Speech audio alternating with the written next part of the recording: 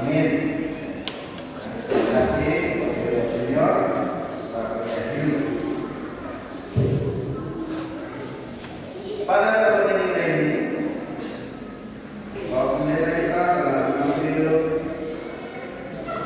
ayat inti dalam buku Mazmur 139 ayat 23 sampai 24 dari yang sudah dapat kita berdiri.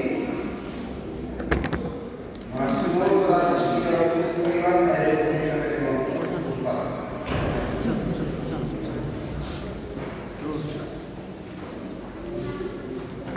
Selidikilah aku ya Allah, dan kenallah hatiku, ujilah aku dan kenalilah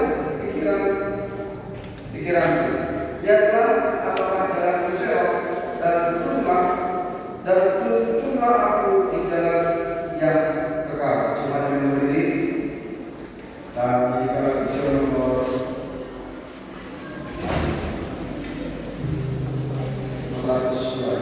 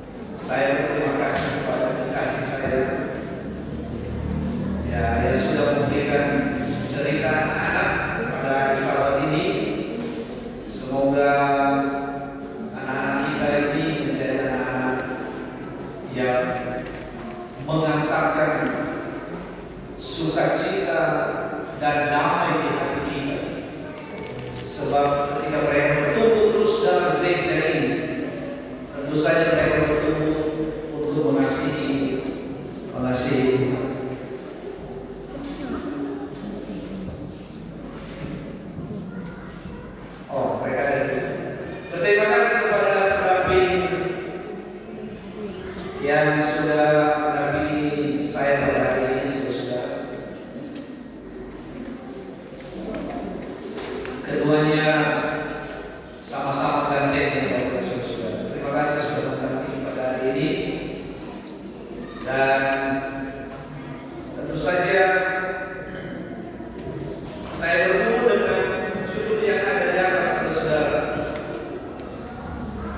Judulnya adalah kekeliruan logika. Kekeliruan logika. Itulah judulnya. Ini khotbah ini pada hari Rabu yang lalu saya khotbahkan di Jum. Ada Jum yang sudah berdiri selama hampir 3 tahun maupun 4 tahun ini. Dan seringkali saya diminta untuk berkhotbah. Jadi saya sampaikan khotbah ini kepada saudara, yaitu kekeliruan logika. Dalam ayat ini tadi Mazmur 139 ayat 23 dan 24. Saya dan kita sama-sama membaca itu. 1, 2, 3. Selidikilah aku ya Allah, dan kenallah hatiku. Ujilah aku dan kenallah pikiran-pikiranku. Lihatlah apakah jalanku sel, dan tuntunlah aku ke jalan yang kekal. Tentu saja bagian akhir itu itulah harapan kita Bapak Ibu Saudara, yaitu supaya Tuhan menuntun kita ke jalan yang kekal. Jalan yang kekal itu saya percaya saudara sudah mengetahui tujuannya kemana, yaitu jalan yang tidak akan pernah binasa, yaitu jalan kebenaran yang membawa kita menuju kepada kehidupan yang kekal. Tapi di awal kalimat itu, kalau boleh Tuhan untuk menuju ke sana, maka selidikilah dulu aku Tuhan. Kenalilah dulu aku Tuhan, seperti apa diri saya. Bukan hanya mengenal hatiku, tetapi juga ujilah aku tentang pikiran-pikiranku. Apakah saya berjalan di jalan yang lurus atau memang belok pada akhirnya? Jadi saudara-saudara, kita rindu semuanya hidup kita ini berkenan di hadapan Tuhan. Ada satu pepatah yang mengatakan, jangan mudah percaya hanya karena terasa benar.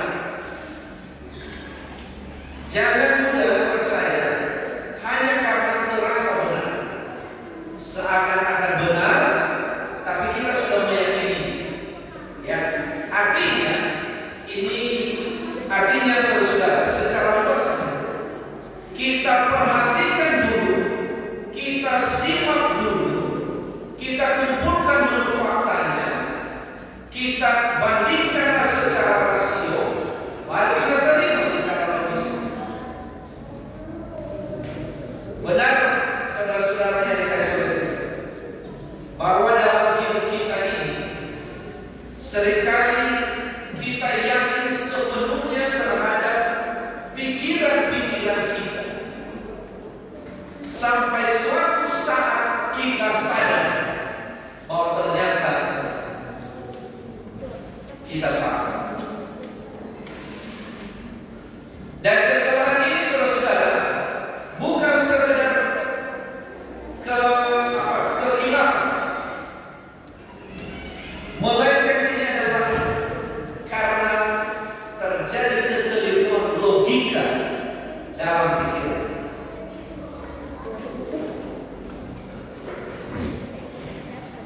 Berapa waktu yang lalu saya mengalami hal ini. Saya berpikir bahwa saya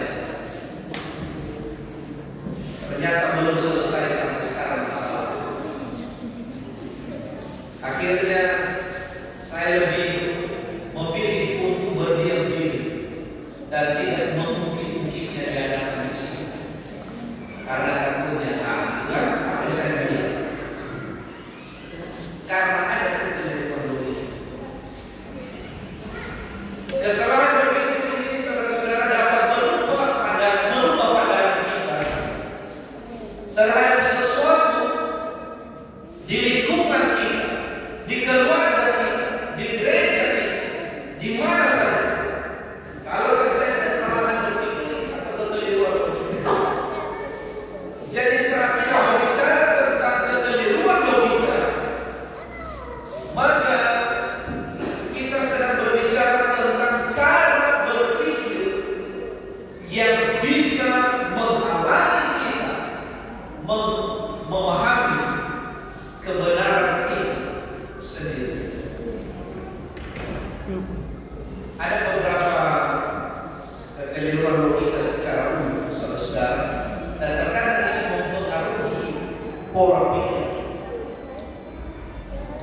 bakat itu hubungan kita dengan orang lain.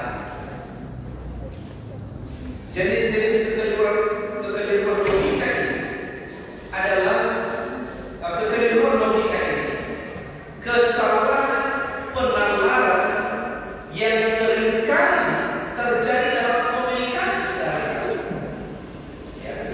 Kesalahan penalaran dan itu seringkali terjadi dalam komunikasi kita sehari-hari. Jenis-jenis kekeliruan logika ini ada yang dikenal dengan yang ini, ad hominem.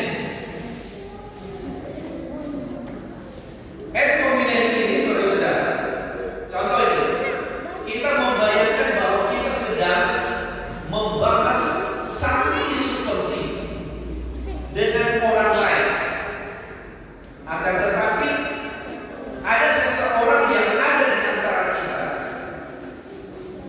bukan malahan menangkap ide dan gagasan yang dibicarakan itu, tetapi justru sebaliknya.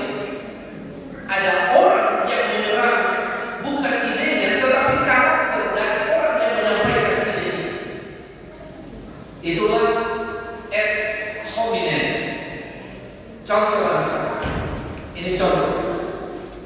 Kalau misalnya ada seseorang yang menyampaikan, bapak-bapak, ibu-ibu, saudara-saudara, kalau kita menggunakan gula setiap hari, kita konsumsi setiap hari, maka kita akan memiliki penyakit diabetes. Idenya apa? Gagasannya adalah bahwa orang yang mengkonsumsi gula pasti berpenyakit diabetes. Tapi ada orang yang memandang lain. Ngapain berbicara tentang gula? Itu dia berhubung.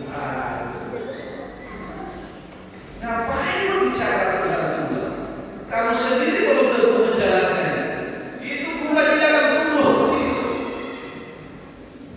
Saudara-saudara, saya mengatakan bahwa ini adalah penyerangan terhadap karakter. Padahal gagasannya tadi adalah bagaimana supaya kita mencegah agar kita tidak memiliki potensi penyakit yang berbahaya. Saudara-saudara, contoh yang kedua, pada suatu kali ada seorang pendeta teman saya yang sangat, dia mengirim video. Videonya itu berdurasi sekitar 7 detik, tapi sangat bagus sekali. Bagus. Dia apa namanya? Mengirim video itu tentang persembahan perpuluhan, bahwa dengan persembahan perpuluhan itu membawa berkat yang nyata secara langsung maupun secara tidak langsung, yang dapat dilihat dan juga yang tidak dapat dilihat. Kebetulan saya membahas tentang judul ad hominem ini karena saya mendengar satu YouTube di lalu saya mau coba praktek. Saya bilang live, saya panggil live karena untuk kami kurang lebih kami sama-sama pendeta. Kira-kira ketika lain mengirimkan ini sama saya, apa maksud? Saya WA.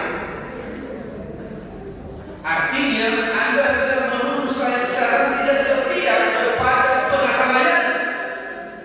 Saya katakan seperti Anda sedang menuduh saya bahwa saya tidak setia kepada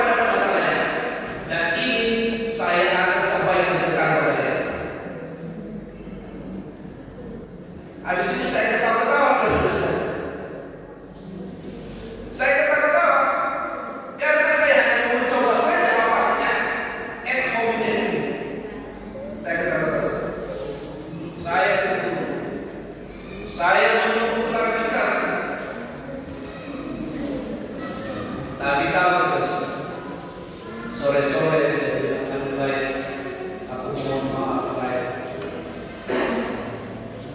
Mohon maaf kalau video itu membuat lain tersinggung.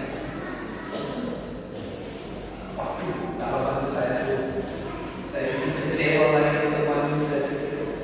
Saya memang tapi ternyata itu masuk di dalam hati. Saudara-saudara, tujuannya baik, tapi saya memandangnya salah. Saya menyerahkan dan itu membuat dia sakit hati. Saya bilang, saya telepon dia besok, 2 hari. Saya bilang, aku mau berubah. Saya bilang, aku sudah 2 malam tidak bisa tidur. Kenapa? Sepertinya lain sakit hati sama saya. Saya bilang, sejak kapan saya sakit hati sama orang? Kalau saya sakit hati, saya tidak mau telepon. Baru dia bilang, jadi saya sakit hati. Dia kan saya sakit hati. Tapi terima kasih. Ternyata bagus kehidupan videonya. Setelah saya menemukan, oh bagus. Oh iya kan? Tapi Anda sakit hati kan? Jangan menuduh saya seperti ada saya ini mencurigai. Oh tidak. Saya ketawa-tawa saudara kita bercerita lain. Saudara-saudara ini kasih oleh Tuhan. Itu kalau pribadi. Bagaimana kalau itu di depan umum? Bagaimana kalau itu kejadiannya di depan anak-anak kita? Kalau misalnya kita mengatakan itu kepada istri kita atau kepada suami kita, lalu anak-anak mendengar itu, Pak, ayo kita urusin. Ini menurut saya ayat Alkitab ini berpendapat seperti ini. Apa yang pertama? Saya ini sudah majelis berapa tahun? Kamu masih SMP, kamu sudah lahir. Saudara-saudara, itu adalah penyerangan kepada kamu. Maka saudara-saudara,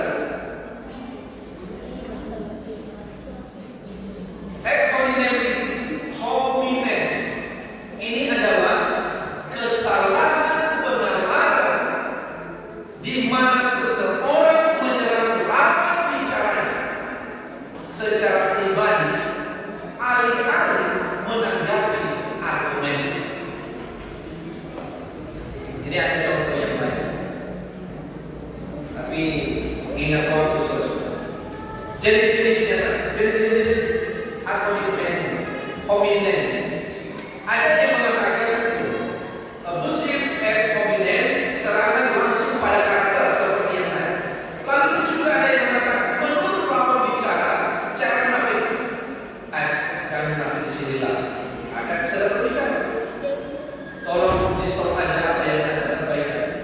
Karena itu tidak benar. Itu bisa juga. Kemudian ada rasa bersalah karena hubungan. Menyerang lawan bicara karena hubungannya dengan seseorang atau kelompok yang lain. Kali terjadi saudara. Di sana dia sakit hati di kelompok yang lain. Sebenarnya yang menyampaikan sesuatu ini tidak ada masalah. Cuma karena orang itu bergabung di kelompok itu, makanya dia serang orang ini. Saudara-saudara, kemudian ada yang istilahnya meracuni sumber sendiri, menyajikan informasi negatif tentang lawan bicara sebelum mereka berbicara. Misalnya ini ada teman bertiga, yang 2 orang berbicara, tiba-tiba menyeluruh. Jangan semua percaya apa yang dikatakan ini. Itu susah dipercaya. Saudara-saudara, padahal itu memang diberangkat. Ya, saudara-saudara, memang ada beberapa penalaran atau kekeliruan logika ini ada sampai 4. Tapi langsung kita masuk kepada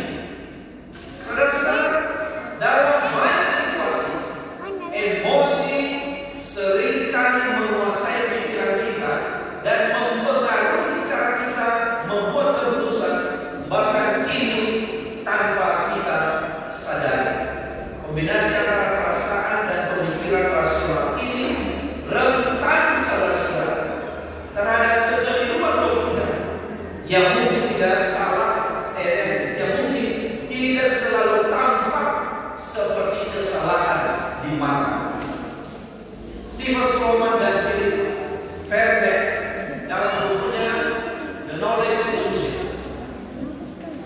Judul kecilnya adalah Why We Never Think Alone. Dia mengatakan seperti ini.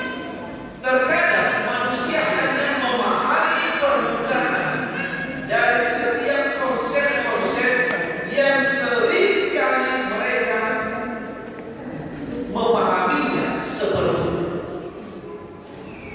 Fenomena ini saudara mengacu pada perasaan bahwa kita memahami sesuatu dengan baik, padahal sebenarnya masih belum kita paham. Contoh, kita pegang masing-masing HP kita. Ya, ini contoh. Kalau kita tahu, seperti jago kita buka WA, jago kita Facebook, jago kita buat TikTok dan apa. Tapi ditanya secara detail HP itu apa? Nggak tahu. Tadi barusan ada kejadian di sebelah. Selalu muncul iklan. Muncul iklan. Gimana caranya? Apa? Karena mengganggu juga. Padahal iklan. Hampir saya bertanya, sudah berapa lama ini HP? Kalau seharusnya, kalau sudah 4 tahun HP itu kita pegang, kita sudah kuasai semua. Tapi ternyata tidak. Bagaimana caranya? Caranya ini menghapus ini iklan ini muncul, muncul. Saudara-saudara, kenapa? Karena kadang-kadang itu hanya satu kasus saja. Kadang-kadang kita mengetahui banyak kulit-kulitnya saja, tapi kita berpikir bahwa kita sudah mengetahui. Kalau misalnya ada isu atau ada gosip yang sedang dibicarakan, ini seperti ini, oh ya saya sudah tahu. Saudara-saudara, hati-hati, karena kalau tidak saudara-saudara, kita sudah masuk kepada kekeliruan logika ini, menyebabkan kita pada akhirnya kita miskomunikasi satu dengan yang lain. Mengapa kita terjebak dalam ilusi pengetahuan ini? Karena sifat manusia adalah maunya cepat saja, sederhana saja. Jangan bertele-tele. Karena suatu kali saya memimpin majelis.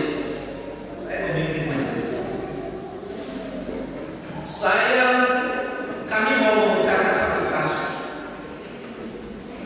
Tapi saudara-saudara, saya jelaskanlah awal ceritanya. Karena saya tahu jelas apa itu kasus. Yang berkasus saya sudah interogasi dan lain sebagainya. Tiba-tiba waktu saya sedang menjalani ini, menceritakan tentang peristiwa ini, lalu seseorang yang ada di dalam, dia bilang, Pak Pendeta, minta tolong saya supaya disingkat saja, karena saya sudah tahu maksudnya.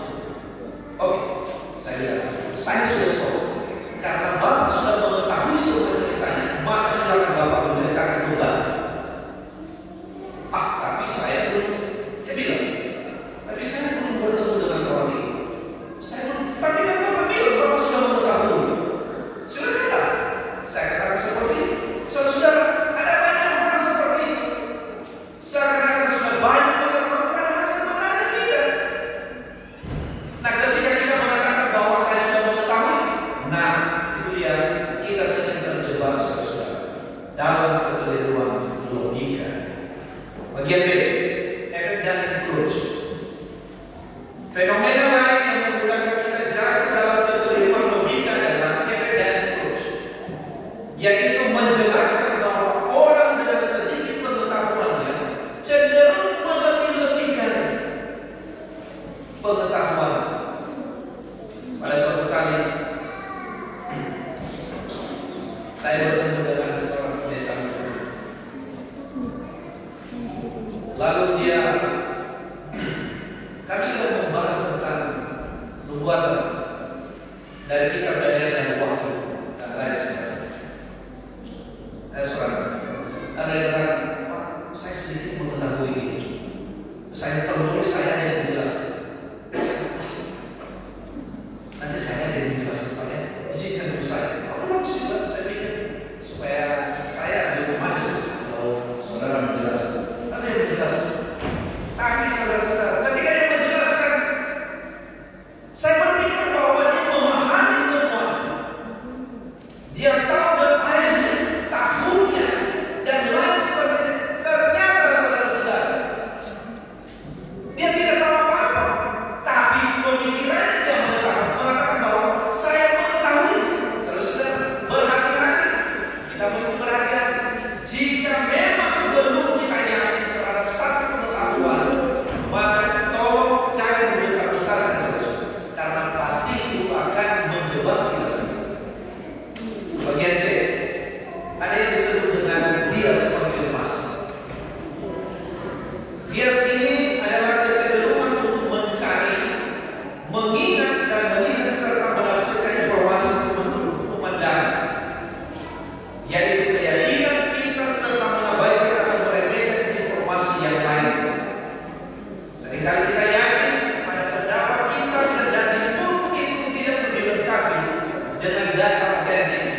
Contoh misalnya, jika saudara mendengar cerita buruk, maka itu selalu cenderung untuk percaya bahwa memang itu buruk. Pada saat orang lain ceritakan dia itu buruk, tidak. Pasti semuanya orang akan percaya untuk merubah itu di dalam hati. Apa yang dia dengar pertama itu, saudara-saudara, akan sulit. Kecuali memang dia memiliki jiwa yang besar dan memahami benar tentang kehidupan sosial di atas dunia ini. Mungkin dia tidak langsung serta-merta percaya. Kemudian bagian dari lingkungan sosial dan media, ini juga sangat berperan membantu cara kita berpikir. Media sosial seringkali memberikan kita keyakinan itu benar, dan tanpa kita selidiki akurasi dan informasi tersebut. Saudara-saudara, banyak konten bahkan viral bukan karena kebenaran, tetapi karena emosi yang dibangkitkan. Seringkali kita membaca komentar dan melihat argumen di media sosial, tetapi yang kita dapati justru bukan karena kebenaran, bukan karena idenya yang cemerlang, tetapi justru yang kita lihat saudara, ya jadi menjadikan satu dengan yang lain dan lain, caci maki bertulus. Ya, tadi malam saya ikut melihat ada pendeta kita katakan sejarah sahabat dari kejadian sampai kepada dunia baru. Banyak sekali komentarnya saudara. Tapi ada juga orang yang berani mengatakan, orang Amerika pokoknya itu salah. Ini dipakai oleh iblis untuk menyatakan sesuatu yang salah, akhirnya mengabulkan semua kebenaran. Tapi tidak ada dalil. Ya, tidak ada dalil. Mempertahankan pendapatnya itu tidak. Pada akhirnya apa yang terjadi saudara? Tidak menyerang argumen, tapi yang diserang adalah pribadi. Tentu saja sesuatu yang tidak berdasar.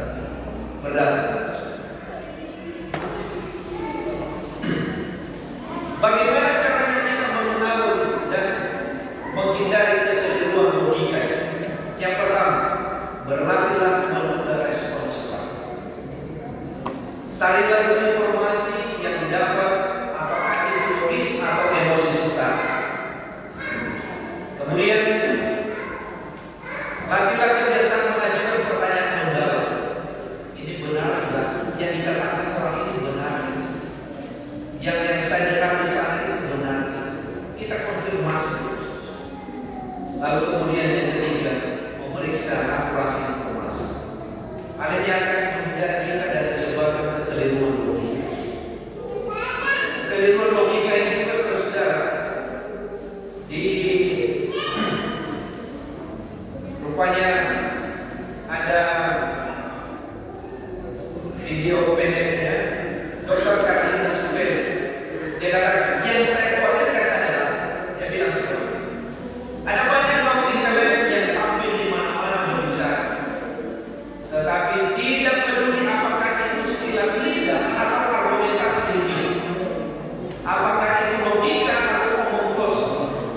tetapi tampil betul-betul sebagai seorang pakar, sebagai ilmuwan, mengajukan argumen-argumen kepada media atau sejenis, atau kepada mereka pengambil kebijakan. Padahal itu adalah manusia dan korporasi yang menyelinap diam-diam. Ruang publik kita ini penuh dengan hal semacam ini. Mari dia lanjut. Saudara tahu bahwa seakan-akan argumen-argumen positif yang disampaikan, padahal kalau diteliti itu adalah hominem yang ingin menyerang secara pribadi. Dan inilah kekeliruan logika. Apa yang saya sampaikan ini Bapak Ibu Saudara, ternyata dalam Alkitab dicatat ada beberapa ayatnya yang ada di atas. Saya kira satu atau dua saya ambil. Ketika Yesus mengatakan argumen ide yang sangat besar bahwa ia datang ke atas dunia ini untuk menyelamatkan setiap umat yang percaya. Ia datang untuk mengampuni mereka. Ia datang untuk membangkitkan mereka. Ia datang untuk memberikan harapan baru kepada dunia ini. Ia datang kepada mereka yang percaya bahwa ketika mereka percaya kepada Yesus, ia pasti akan menyelamatkan. Ia datang membawa kabar gembira, argumen yang sangat besar bahwa ketika mereka percaya, ia akan membawa mereka ke surga dan hidup bersama dengan Dia dalam kerajaan surga. Ternyata gagasan yang maha dasar besar ini, yang berkasih ini, saudara-saudara, di antaranya ada orang yang melihat, yang mempraktekkan honimenta. Apa yang mereka lakukan? Ahli-ahli Taurat dan orang-orang Farisi mengamati Yesus. Kalau ia menyembuhkan orang pada hari Sabat supaya mereka dapat alasan mempersalahkan. Ya, mencari-cari kesalahan. Dan saya berpikir, saudara, setiap orang yang hanya mencari-cari kesalahan ini adalah kekeliruan logika. Yesus bukan yang dalam di zaman kita ini. Di zaman Yesus ada Matius pasal 22 ayat 23. Dan seorang dari mereka, seorang ahli Taurat, bertanya untuk mencobai Yesus. Ada yang tes dulu orang itu. Padahal yang dia serang adalah karakter, bukan ide dan gagasan yang dibawa. Makanya dalam ayat ini kita, Bapak Ibu Saudara, kita minta sama Tuhan, oh Tuhan, selidikilah aku Tuhan, benarkah aku ini menjadi pengikut Kristus? Benarkah aku ini seorang Kristen yang sejati? Kenalah hatiku, kenalah jalanku Tuhan. Ujilah aku, apakah pikiran-pikiran saya ini sudah benar atau tidak? Kalau saudara akan dikasih oleh Tuhan, prinsip-prinsip Kristiani menghadapi kekeliruan logika. Yang pertama, tetaplah tenang dan jangan membalas. Yesus tidak melakukan hal khusus. Amsal pasal 15 ayat 1 sampai 2. Jawaban yang lemah lembut meredakan kegeraman, tetapi perkataan yang pedis membangkitkan marah. Lidah orang bijak mengeluarkan pengetahuan, tetapi mulut orang bebal mencurahkan bodoh.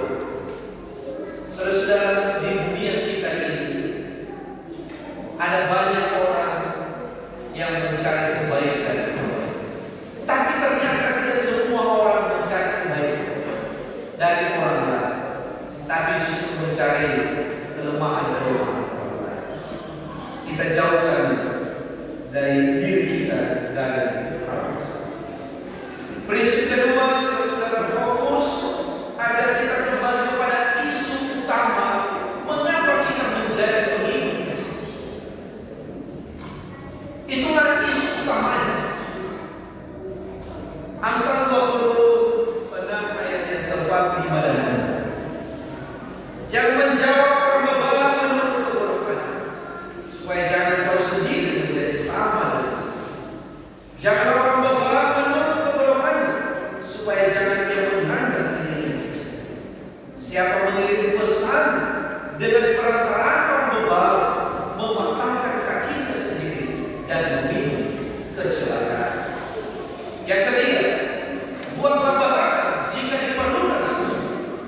Kalau memang kita melihat bahwa kehidupan kita tidak membawa manfaat, tapi dia hanya membawa kecelakaan untuk kita, saudara-saudara, buat batasan.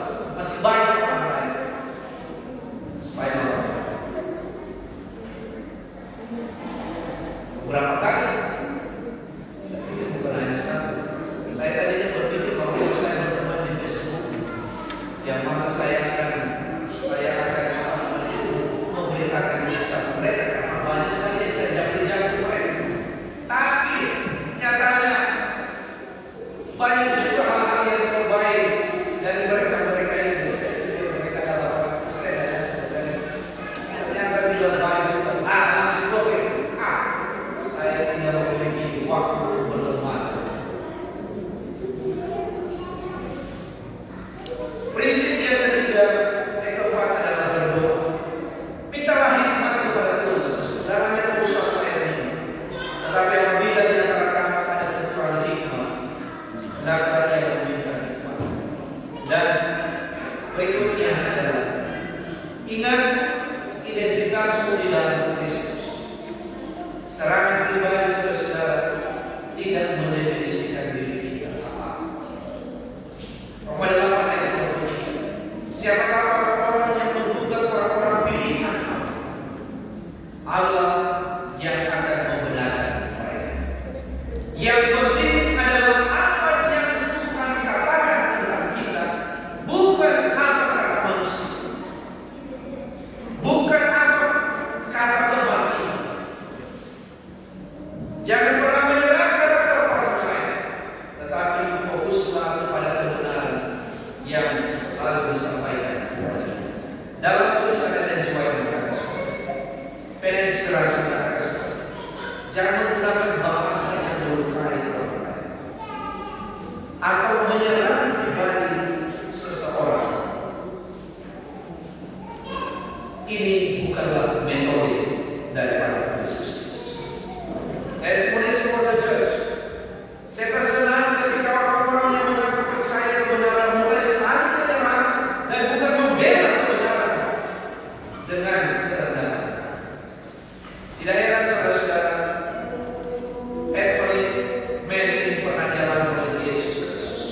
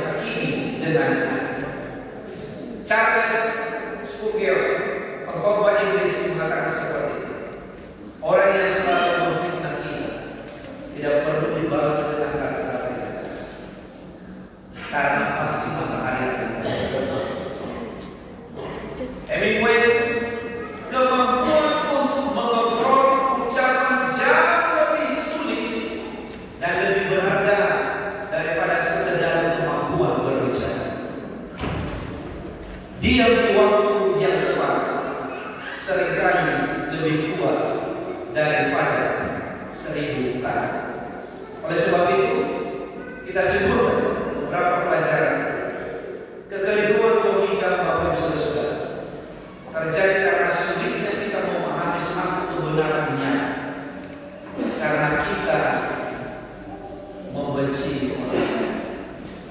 Maka seringkali kita menyerang karakter mereka hanya untuk memastikan bahwa kita lebih hebat dari orang lain. Mengatasi mereka yang mencari-cari kesalahan, maka kita perlu belajar kepada Yesus Kristus, yakni balaslah kebaikan dengan kejahatan. Jangan takut, teruskanlah menyatakan kebenaran yang saudara miliki. Kita dipanggil bukan untuk menang berdebat, tetapi kita menang dalam memiliki karakter. Jangan cepat-cepat kita menilai, teruslah berbuat baik. Dan yang terakhir, saudara-saudara, ini bahasa Latin, majora natus sum. Saudara tahu itu, semua kita dilahirkan dengan hal-hal yang besar.